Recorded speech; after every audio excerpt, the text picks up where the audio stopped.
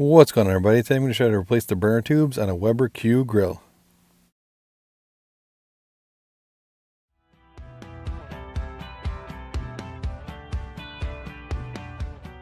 Okay, what you're going to need for this job is a ratchet, extension, 3/8 inch socket or flat screwdriver, and then the replacement kit itself. I'll leave a link for this one and others in the description below. First, remove the grill grates. As you can see, the burner tubes in this grill were in desperate need of replacement. The igniter doesn't even work to ignite them anymore. And when you do get them lit, the flame is very uneven.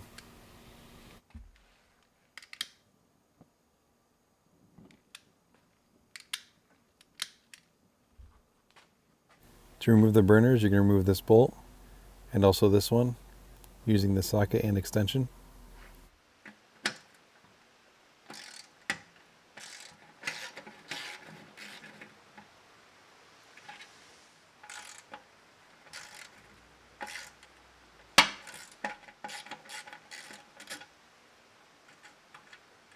Once you remove the bolts, you're then going to turn the burner tubes 90 degrees and slowly slide them out from the slot. And this one, when you're removing it, just watch out for the igniter at the end.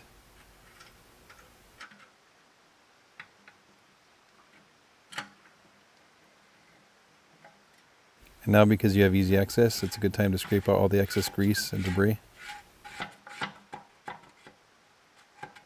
Next, match up the old with the new and just make sure you have the correct part before trying to install it.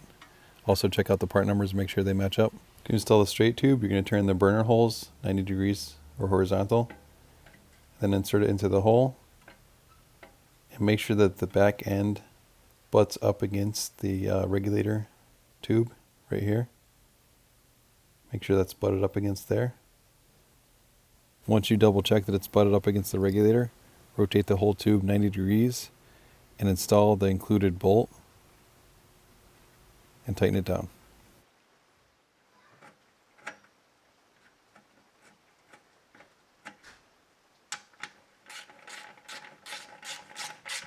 And just snug this bolt down firmly because you have to remember it's steel going into an aluminum housing, so don't over tighten it. Next, install the rounded rectangular burner tube. Make sure you hold it horizontally. Make sure the end is butted up against the regulator tube again. Once you double check that it's butted up against the regulator tube, rotate it 90 degrees and install the included bolt. And same thing, you just want to firmly snug this down. Don't over tighten it.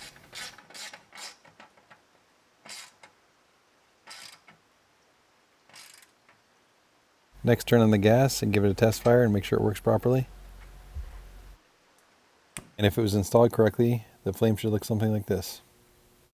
And if it does, the last thing you need to do is reinstall the grill grates. Alright guys, thank you so much for watching. If you found this video helpful, please give it a thumbs up. Also in the description, I'll leave a link to the burner tubes for this grill and for all the other Weber grills. So check those out. And as always, we'll see you on the next one.